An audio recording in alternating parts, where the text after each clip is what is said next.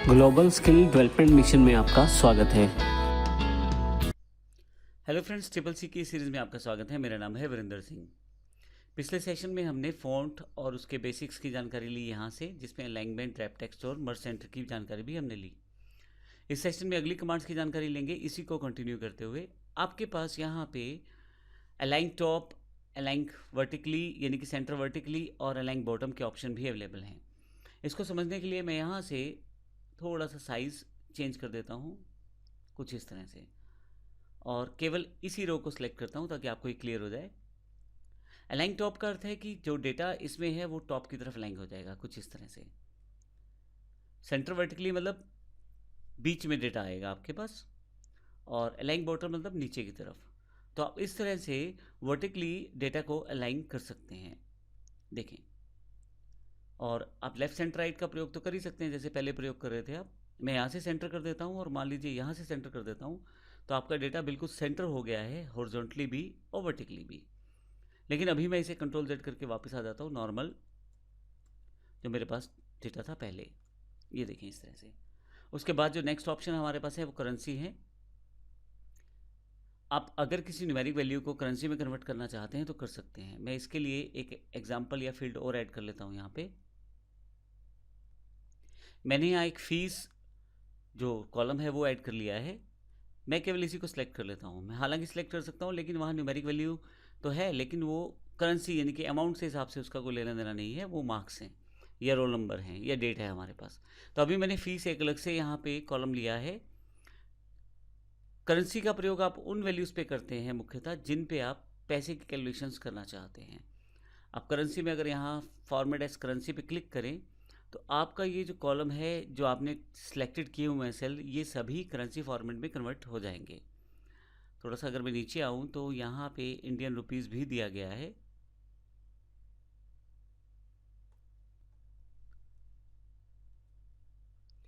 थोड़ा सा अगर मैं यहाँ नीचे की तरफ आऊँ तो मेरे पास इंडियन रुपीज़ दिया गया है। यहाँ पे मैं इंग्लिश इंडिया वाला जो INR है यानी कि रुपीज़ सिंबल है वो ले लेता हूँ। तो आप देखेंगे जो आपने फीस का जो कॉलम सेलेक्टेड किया हुआ था, जितना भी डेटा आपने सेलेक्टेड किया हुआ था, वो सारे के सारे के आगे रुपीज़ का सिंबल आ गया है। आप और कोई सिंबल चाहें तो वो भी ले सकते हैं, और इस पे आप अपनी नॉर्मल कैलकुलेशंस कर सकते हैं। जैसे मैं अगर सम करना चाहता हूँ तो मैं यहाँ पे जाके ऑटो सम और सम रेंज ऑलरेडी सिलेक्टेड है, एंटर करता हूँ तो मेरे पास आउटपुट जो आएगा वो भी देखिए अमाउंट में आ गया है। अभी मैं कंट्रोल जेड कर देता हूँ। तो इस तरह से आप यहाँ फॉर्मेट एज करेंसी ऑप्शन का प्रयोग कर सकते हैं। इसका जो शॉर्टकट हमारे पास रहता है वो कंट्रोल प्लस शिफ्ट प्लस 4 के रूप में रहता है।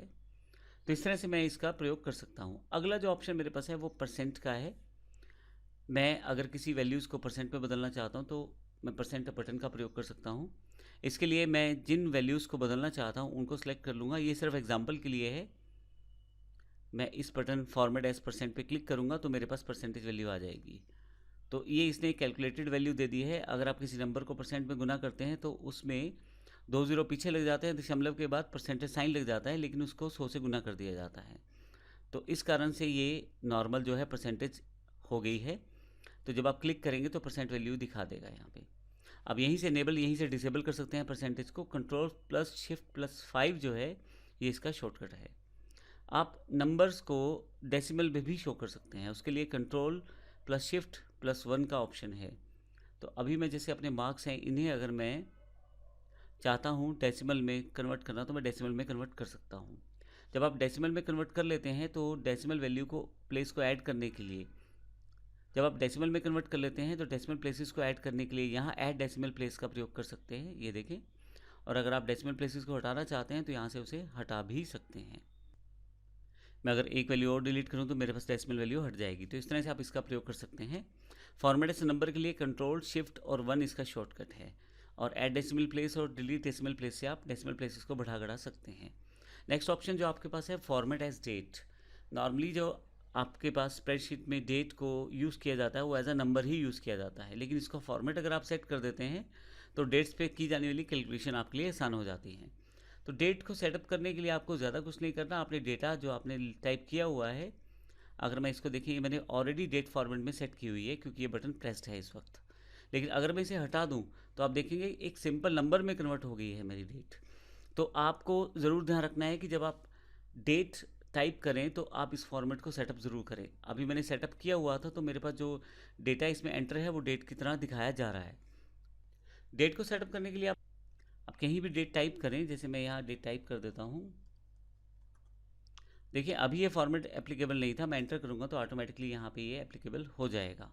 ये देखिए, फिर भी अगर आप इसे हटाना चाहते हैं तो हटा सकते हैं, हटाते ही एक नंबर में कन्वर्ट हो जाएगा। तो इस तरह से आप डेट का प्रयोग कर सकते हैं। मैं अभी फिर से कंट्रोल Z कर देता हूँ इसको।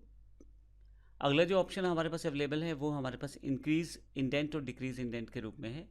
इसके लिए फिर से थोड़ा सा मैं यहाँ पे जो कॉलम है मेरे पास उसकी विड्थ चेंज कर देता हूँ। अजय को मैं सिलेक्ट कर लेता हूँ।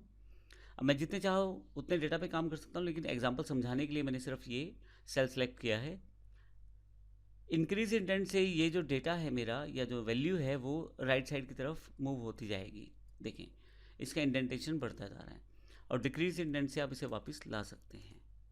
तो इस तरह से आप डिक्रीज इंडेंट और इंक्रीज इंडेंट का प्रयोग कर सकते हैं। फिर से कंट्रोल Z करके इसे मैं नॉर्मल फॉर्मेट में वापस ले आता हूँ।